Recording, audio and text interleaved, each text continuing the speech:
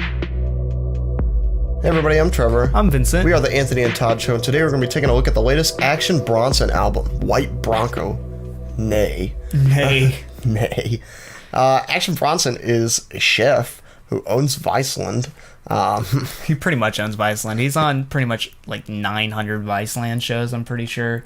They give him a new one every month. But his longest running is That's Delicious, where he goes around and eats everybody's food out of their pantries and tells them how good it would have been if they'd have eaten it themselves. He released two projects, Blue Chips 1 and 2, and then Mr. Wonderful in 2015. Yeah. Featuring really great singles like Acting Crazy, Terry, and Baby Blue with Chance the Rapper. It's actually outstanding. And then last year released Blue Chips 7000, which kind of... fell off a little bit. Had great moments like The Chairman's Intent and Do Rag versus Headband featuring Knowledge, but nothing interesting. Basically, the singles were good, but the rest of the album wasn't outstanding. Yeah. But he's back this year with White Bronco. It's 11 songs, 26 minutes, and features production from the likes of Derringer, Harry Fraud, who shows up every once in a blue moon, Knowledge, and Party Supplies. So basically, people who's used to working with at this point. Yeah.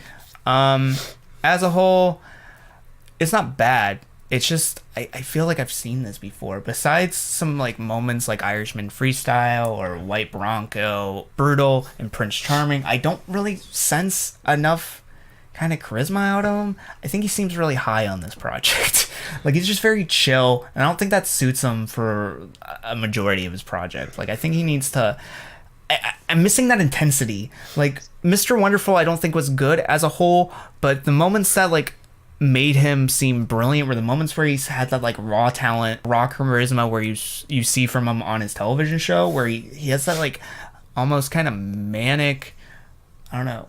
It's a very like manic personality. He just like does whatever he wants. Yeah, but if something pops in his mind, he's just there. But he also has a lot of intensity to him. He has that like energy where you think he can like rip someone's heart out from their chest and then take a bite out of it and put it back in. Like that type of energy. I feel like he's just a very charismatic guy on this. I don't sense a lot of charisma, as I sense just like someone who's just laying on the couch and chilling out and eating chips. Well, he's probably what he was doing. I mean, it's probably not far from the truth. While there are some like very like breathtaking moments, like the single White Bronco, I think, which is like a great moment on here that just brings the smoothness out of Bronson. And I think it's smooth, it's airy, it's creamy, it fits that one moment. There's a lot of other old soul samples on here that like Bronson's like used to being over at this point, but like we've heard this before. And the only other production shakeup on here is at the end with Swerve on 'Em featuring A$AP Rocky, which is awful. It's just bad. This is bad because he's over like a very modern beat that just doesn't fit him. It's not like trap or anything. It's not full trap, but it's like sounds like a B-side from one of A$AP Rocky's like earlier albums. And he seems like just completely like out of touch with everything in his surroundings. A$AP Rocky comes through. He seems somewhat awake. I'll give him that. More than I could say about like half of his features, so he seems like he's alert somewhat.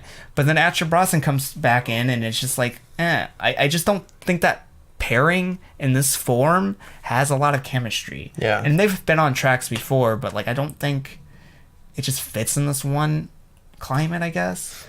I would have much rather just it stuck to the format, and this would have been an old school soul sample, because at least Bronson would have fit better. Yeah, and then Rocky would have been kind of charismatic over it, but he could have also been like asleep over it. So what do I know?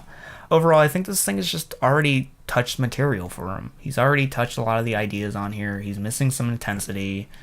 He just is doing the same stuff over and over again. I think Blue Chips 1 and 2, and then the follow-up Rare Chandeliers that he did with Alchemist, I thought were fine.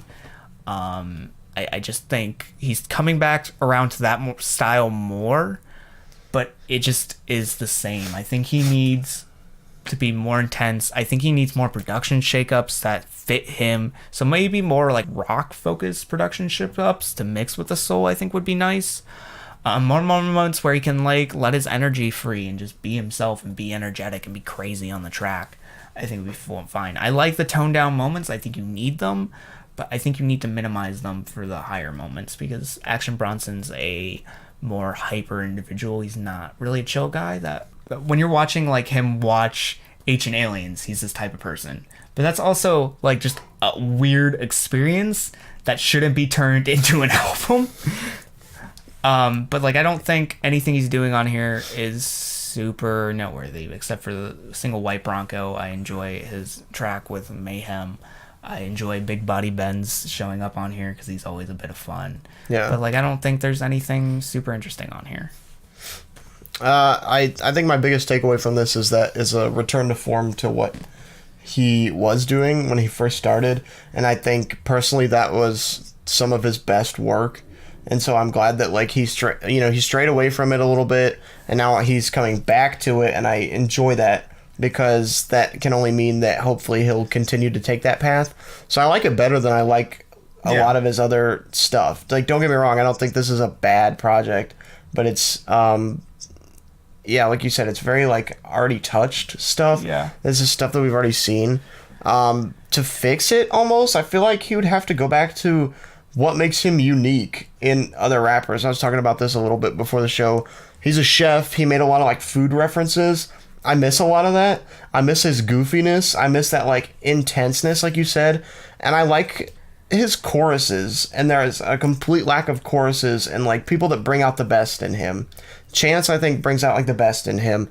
Big Body Best, I think, brings out the best in him. Yeah. But like collaborators like A$AP Rocky or Mayhem Lauren or Young Mexico, I don't think do anything for him. I think they're cool to have on the album, but they should not be the only people because we've seen him collaborate with these people so many times now that it's just. I want to see like I want some new stuff going on. It's cool. I want Big Body Bez to be there on like the ad libs and stuff because I think he's enjoyable at the beginning or on the skits or whatever.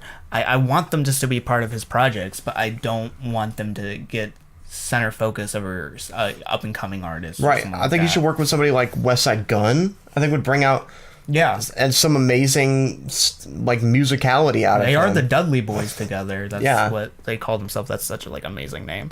But like I think that pairing would actually work out really well if they did like a full project. Right. So like where is it? Yeah. Why haven't they done that? I just think that would only benefit the both of them at this point. I think there's a lot of people in that like New York scene that are up and coming that I think you can work with. Even like someone like Princess Nokia. I know it's kind of like a random point of view. I think I could see that. That would only like benefit the both of them at this point. Like I think he needs to go out of his way to find new producers and new people to work with. I love Knowledge. I love Party Supplies. I love Harry Fraud. I just want him to leave his box.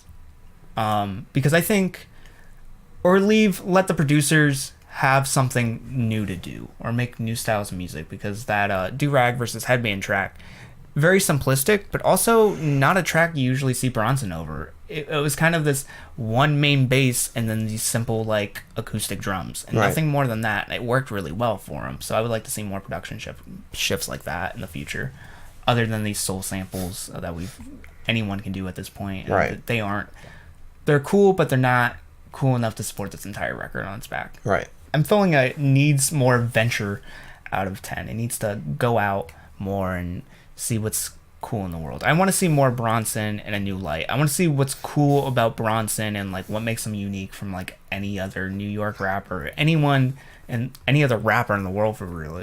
He doesn't have to only make references to being a chef, but I'd like to hear more about his upbringing and more about his passions. What makes him unique. But yeah, I just don't get enough on that. If you want to hear us talk more about music, we host a weekly podcast called The Anthony and Todd Show every week.